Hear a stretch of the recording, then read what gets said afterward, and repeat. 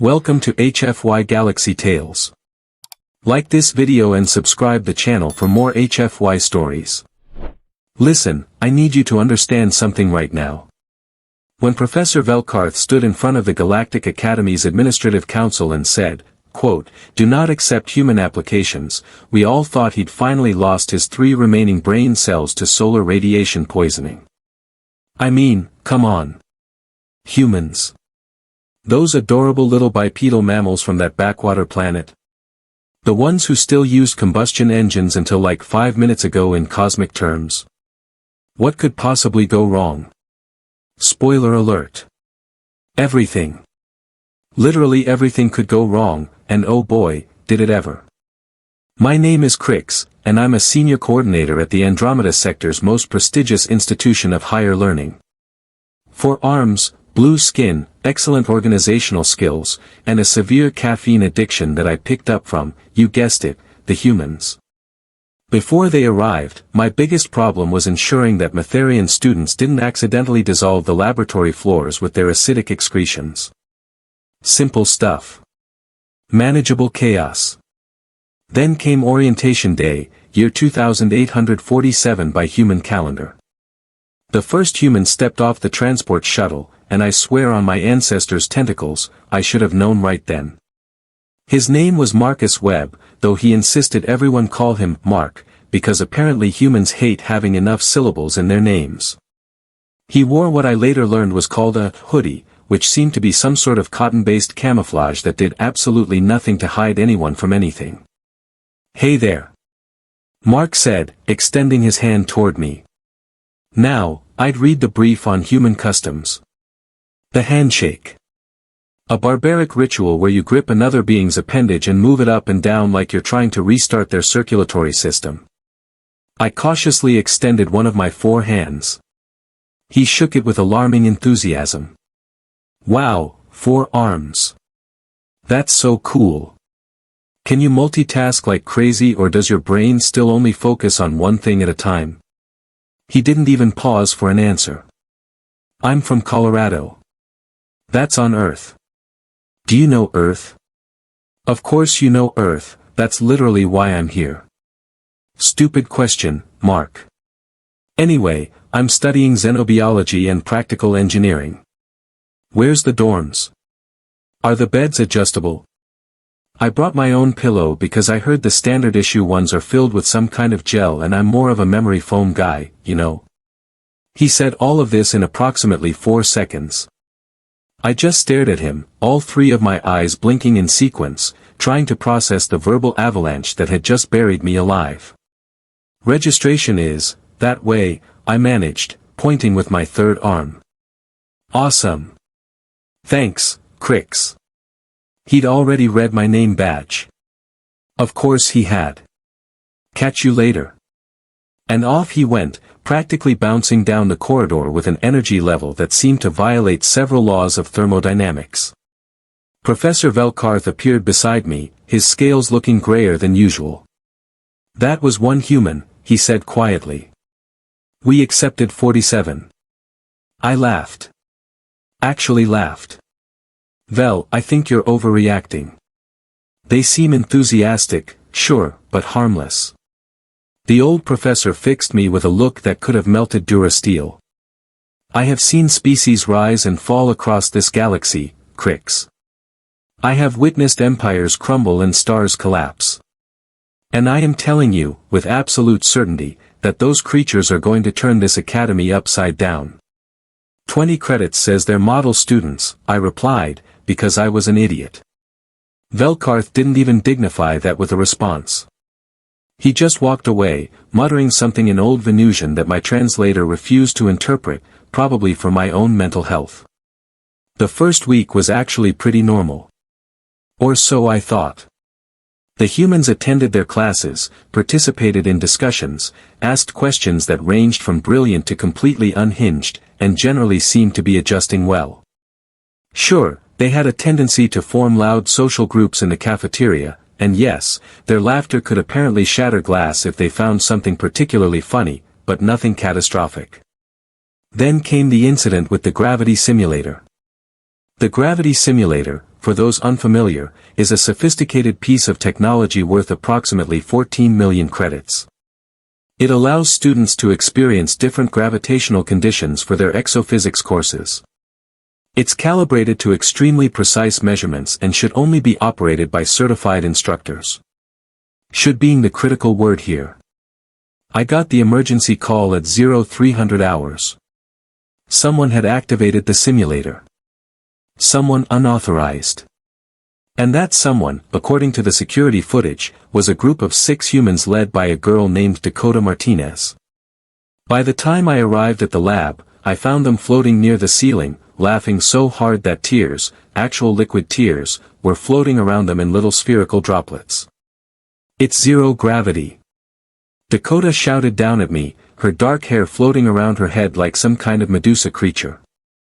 "We wanted to see if doing backflips was easier without gravity. Turns out, yes. Definitely yes.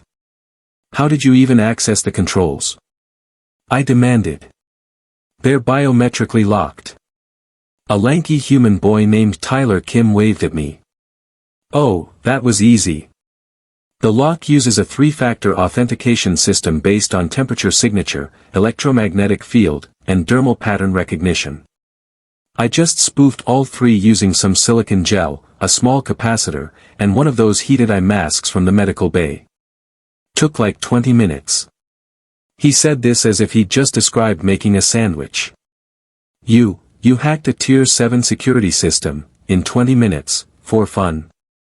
"Well yeah," Tyler said, like I was the crazy one for asking. "Also because Dakota bet me $30 I couldn't do it. I made them deactivate the simulator.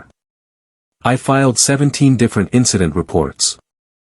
I sent a strongly worded message to the human admissions coordinator. And I started updating my resume, because I could see where this was heading. But the Academy administration? They thought it was a one-time thing. High spirits, they called it. Youthful exuberance.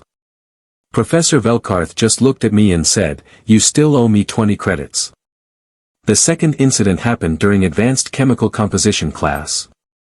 The humans had been assigned to work with a Kralon student named Thex on synthesizing a basic protein chain. Simple stuff. First-year material. The kind of experiment that literally could not go wrong if you followed the instructions exactly as written. Except humans, I was learning, had a pathological aversion to following instructions exactly as written. But what if we increased the temperature by 15%? Mark asked Thex. The instructions say to maintain exactly 273 Kelvin, Thex replied in their characteristic monotone. Right, but theoretically, if we increased it, wouldn't the molecular bonds form faster? That is not the purpose of this exercise. Yeah, but would it work? Unknown. It is not recommended. I watched this exchange through the observation window, a cup of coffee in my hand, the 6th one that day, and felt a creeping sense of dread. "Mark," I said over the intercom. "Follow the instructions." "Totally. Absolutely. We're following them." He gave me a thumbs up, which is apparently a human gesture meaning, "I hear you and I'm completely ignoring you." 10 minutes later, the protein chain hadn't just formed. It had formed so enthusiastically that it achieved partial sentience and tried to escape the containment field. Tried being the operative word, because Mark had apparently anticipated this possibility and had rigged up a secondary containment system using a magnetic field generator and what appeared to be a butterfly net. "See," he said proudly, holding up the writhing protein structure. Innovation. Thex just stood there, their entire body vibrating with what I recognized as Kralon existential confusion. The professor, a normally calm Silurian named Drex, stared at the contained protein abomination for a full 30 seconds before saying, "Get out. All of you. Just, get out of my lab." As the humans filed out, I heard Dakota whisper to Mark, "Dude, that was awesome." "I know, right? We should totally write a paper on this."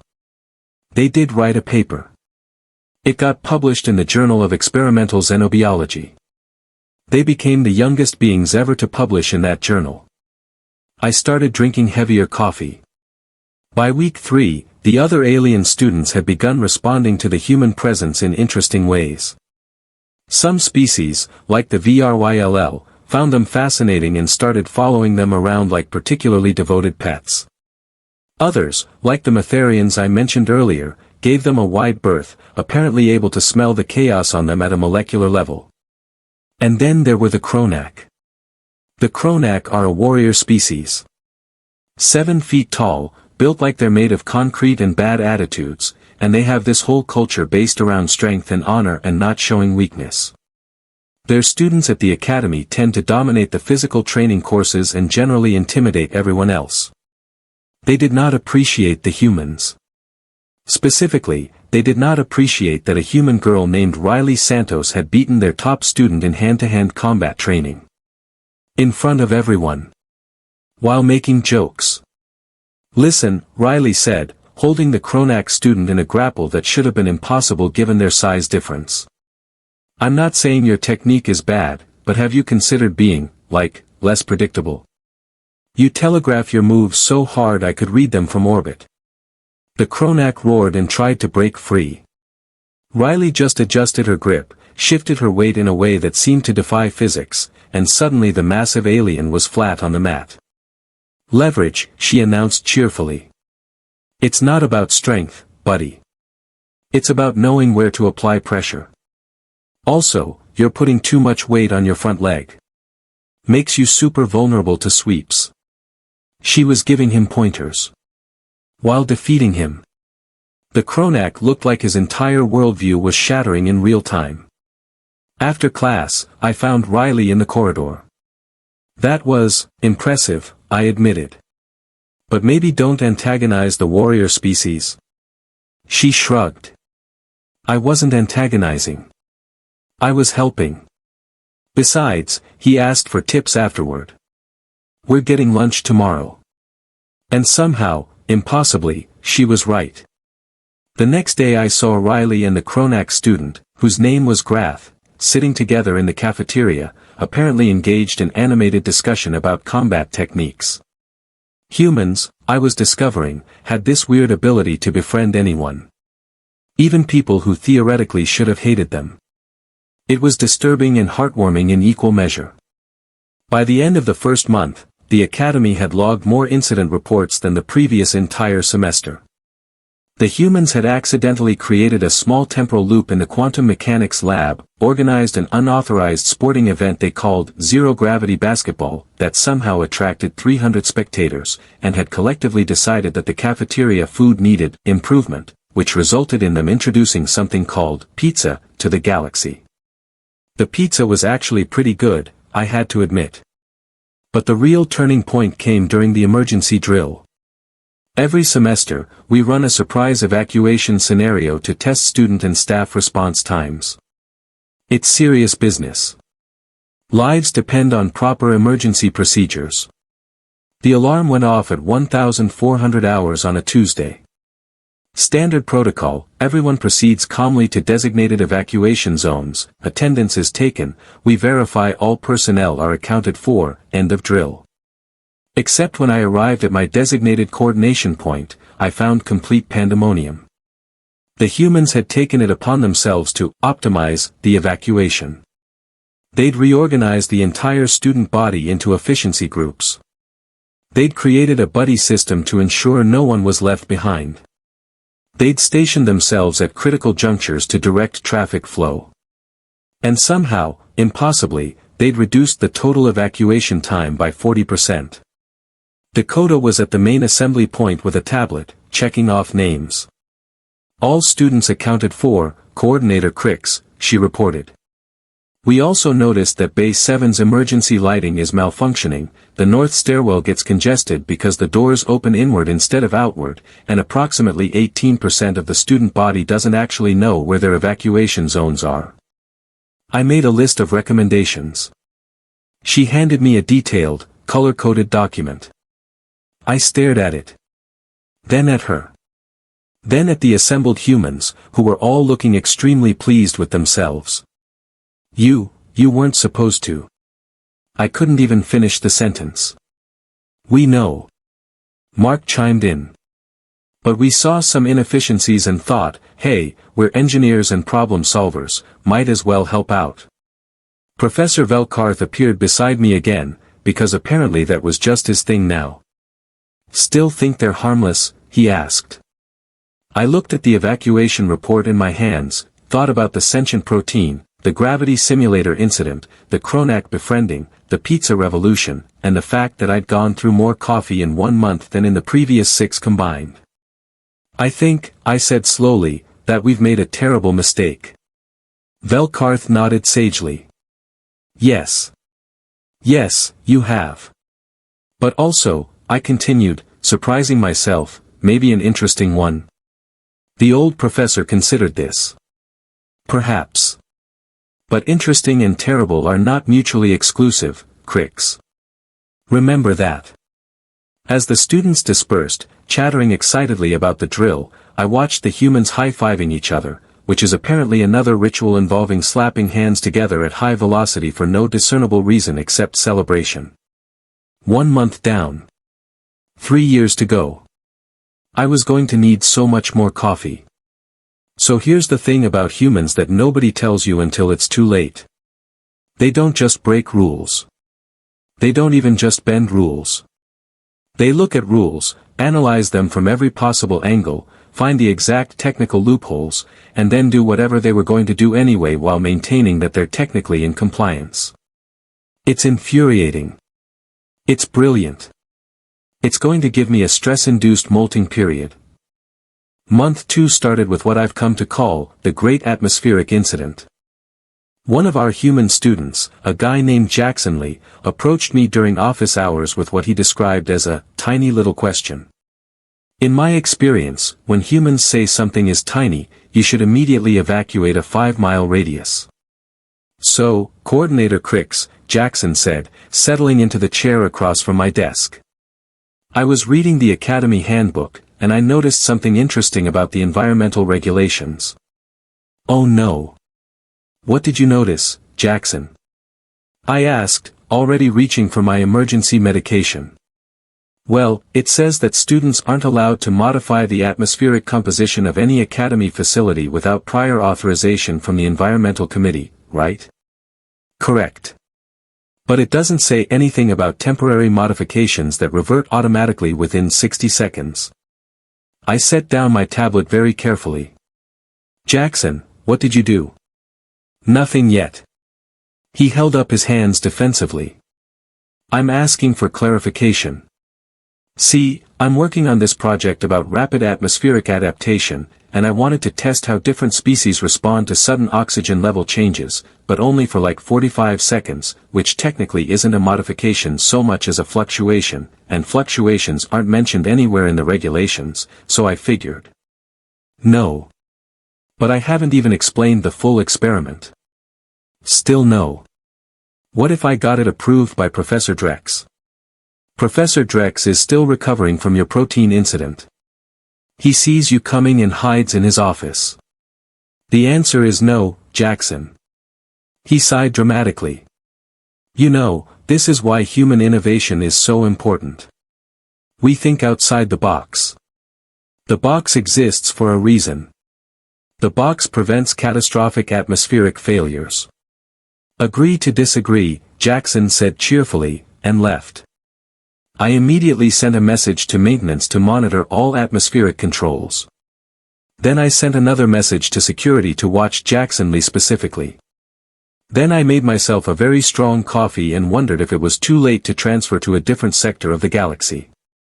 Spoiler alert, again. It was definitely too late. The thing is, while Jackson was keeping me busy with his atmospheric schemes, the other humans were executing their own projects. Riley Santos had started an interspecies martial arts club that somehow had over 100 members. Dakota Martinez was running unsanctioned improvements to the Academy's computer systems that were technically unauthorized but also making everything run 30% faster, so administration was pretending not to notice. And Mark Webb had befriended a Soluvian engineer named Crost, and together they were building something in the old storage bay that they refused to explain. When I asked Mark what they were constructing, he just smiled and said, it's a surprise. I hate surprises. Surprises at this academy usually involve property damage and insurance claims. But the real chaos was brewing in Professor Velkarth's advanced theoretical physics class. See, Velkarth is probably the smartest being in this entire sector. He's forgotten more about quantum mechanics than most species will ever learn. His lectures are legendary. They're also notoriously difficult, with a failure rate approaching 60%. Humans, apparently, saw this as a challenge. Not only did all 12 humans enrolled in his class pass the midterm exam, but they did it with an average score of 94%. The second highest score among non-humans was 71%. Velkarth called me to his office immediately after grading. "This is wrong," he said, spreading the exams across his desk. "This is statistically impossible. Maybe they studied really hard." I suggested. "Crix, I have been teaching this course for 47 years. I have taught students from 163 different species. Never, not once, has an entire group achieved this level of comprehension this quickly. So what are you saying? They cheated? No. I'm saying something far more disturbing. They actually understand it. All of it. They're having theoretical discussions during breaks that I usually only have with doctoral candidates. Tyler Kim asked me a question about nonlinear temporal causality that I couldn't answer immediately. I had to research it for 3 days. He's 18 years old. I looked at the exams. They were covered in equations, diagrams, and notes. One of them, belonging to a student named Priya Okonkwo, had a small doodle of a cat in the corner with a speech bubble saying, "I can has quantum superposition." Whatever that meant. "They're just really smart, Vel," I said. "Isn't that a good thing? Smart is fine. This is different. This is like watching children play with antimatter. They understand the concepts, but they don't have the cultural context for why some of these theories are dangerous." Dangerous how? Velkarth pointed to one specific equation on Tyler's exam. This formula. This is theoretically how you could create a localized time dilation field. It's not supposed to be achievable with current technology. It would require materials we don't have and energy levels we can't generate safely. Okay, so it's just theoretical. Tyler added a footnote saying he thinks he knows how to make it work using modified plasma conduits and a Heisenberg compensator from the old transport shuttles. We stared at each other. "I'm confiscating all the plasma conduits on campus," I said. "Already did," Velkarth replied. "This morning." But here's the thing about humans and their absolutely terrifying determination. When you remove one resource, they just find alternatives. 3 days later, I got an urgent call from the transport bay. When I arrived, I found Tyler, Mark, and 2 other humans standing next to a completely disassembled shuttle, looking extremely proud of themselves. "Before you get mad," Tyler said immediately, "we have detailed documentation of every single component we removed, and we can put it all back together in approximately 4 hours. Why did you take apart a shuttle?" "We needed the quantum flux capacitor." "We don't have quantum flux capacitors. That's not real technology." "Well, no, not by that name. But the temporal stabilizer in the shuttle's faster-than-light drive is functionally equivalent, and we figured if we recalibrated the harmonic resonance." "Stop talking." I took a deep breath through my respiratory slits. "Put the shuttle back together. Now." "But our experiment." "Now." They did put it back together. In 3.5 hours. And when maintenance inspected it, they reported that somehow it was running more efficiently than before. I was going to lose my mind. I could feel it happening in real time, my sanity just dripping away like condensation on a cold surface. Month 3 brought the Cultural Festival, an annual event where students from different species share aspects of their home worlds. It's usually a peaceful celebration of diversity. Usually being the key word. The humans decided to introduce something called competitive cooking. They set up stations in the main hall, divided themselves into teams, and challenged other species to what they called a cook-off. The goal was to create the most delicious food using ingredients from various planets. It started friendly enough. The VRYLL made some kind of bioluminescent soup. The Kronak grilled massive slabs of protein. The Metharians contributed something that was technically food but looked like it might achieve consciousness if left unattended. Then Riley's team unveiled their creation. "We call it fusion cuisine," Riley announced proudly. Earth tacos with Vrillian spice moss, Kronak protein, and a sauce made from Metharian fermented vegetables. It smelled incredible. It looked like a war crime. I was terrified to try it. Grath, the Kronak student who'd become friends with Riley, took a bite first. His eyes widened. All 6 of them. This is... He struggled for words. This is the most confusing thing I've ever tasted. I hate it. I love it. I must have more immediately. The fusion tacos were a massive hit. Within an hour, students were lined up around the entire hall, demanding more.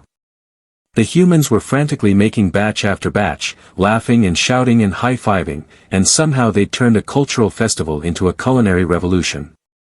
Even I tried one. I'll admit, grudgingly, it was exceptional. Professor Velkarth appeared beside me, because of course he did. It was basically his signature move at this point. "They've weaponized food," he observed. "It's just tacos, Vel. Today it's tacos. Tomorrow they'll have formed a galaxy-wide restaurant chain and collapsed the traditional food distribution economy." He was joking. I think. With Velkarth, it was getting harder to tell. But the semester's real turning point came during finals week. The Academy was on high alert. Finals at a galactic institution are serious business. Academic integrity is paramount. We have proctors, surveillance systems, isolation protocols, everything designed to ensure fair testing. The humans studied together in groups, which was allowed. They created shared study guides, which was encouraged. They even organized tutoring sessions for struggling students from other species, which was genuinely wonderful. Then exam day arrived. I was monitoring the advanced engineering final when I noticed something odd. The human students kept glancing at each other. Not obviously, just quick looks, subtle head movements. Nothing I could definitively call cheating, but something was happening. After the exam, I pulled Dakota aside. "Were you communicating during the test?" I asked directly. She looked genuinely confused. "No. We weren't talking or passing notes or anything. But you kept looking at each other." "Oh. Yeah, that's just moral support. When things get stressful, making eye contact with your friends helps. It's like a little, you got this moment, you know." I wanted to disbelieve her. But I checked the surveillance footage, reviewed every single human exam, and found nothing. No cheating. No violations. They just genuinely studied their collective butts off and supported each other emotionally during a stressful experience. The results came back. The humans had an average score of 89% across all their finals.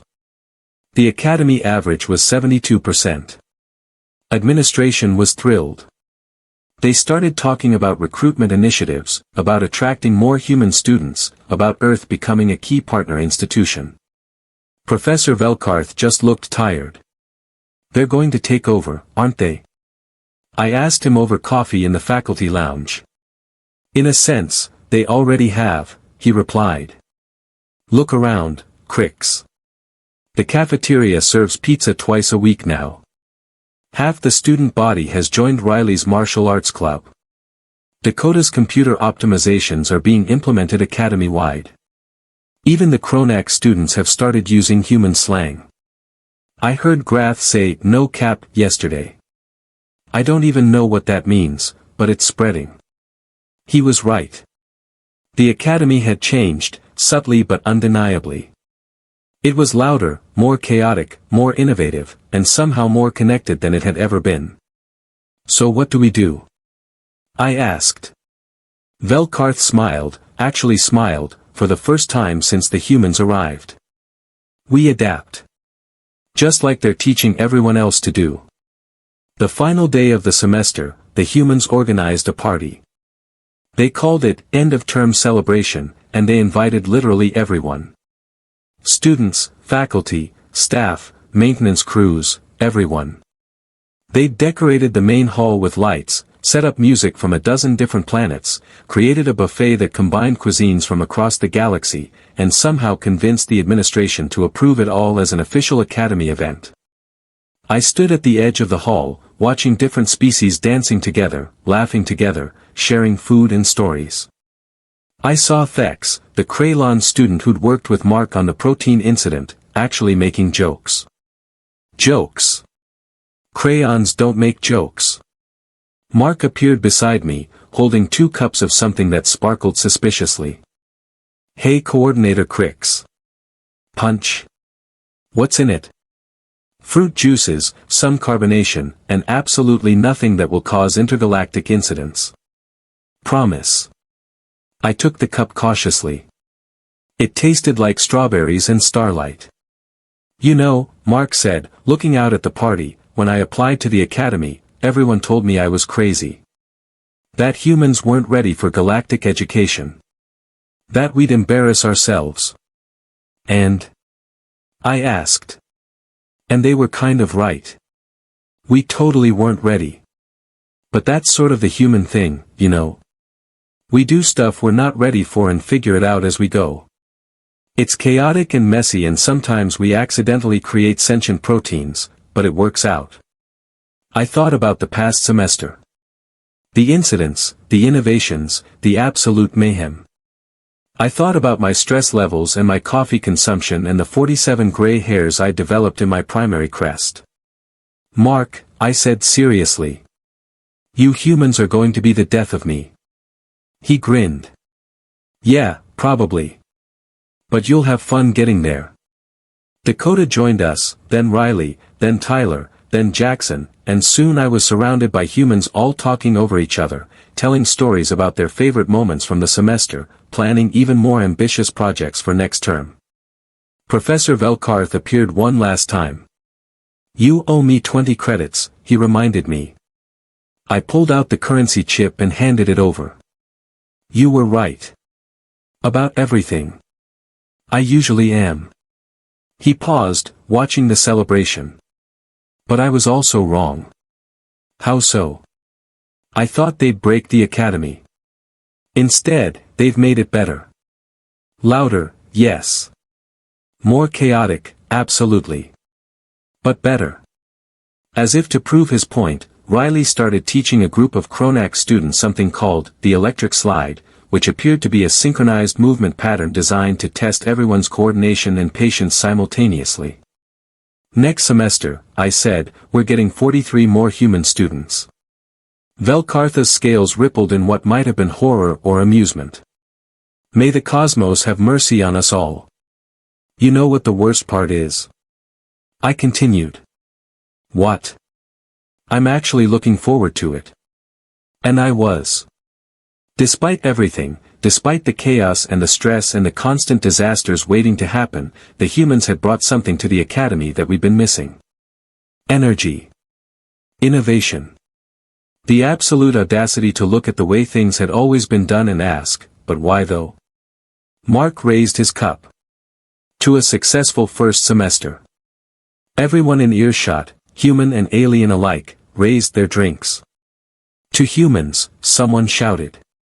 To new friends, another voice called. To not creating any more sentient proteins. That was definitely Professor Drex, who'd finally emerged from his laboratory.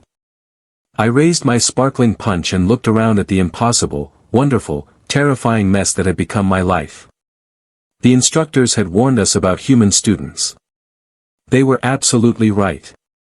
And I wouldn't change a single thing. Well, maybe I'd change the protein incident. That thing still gives me nightmares. But everything else? Yeah. This was going to be one interesting ride.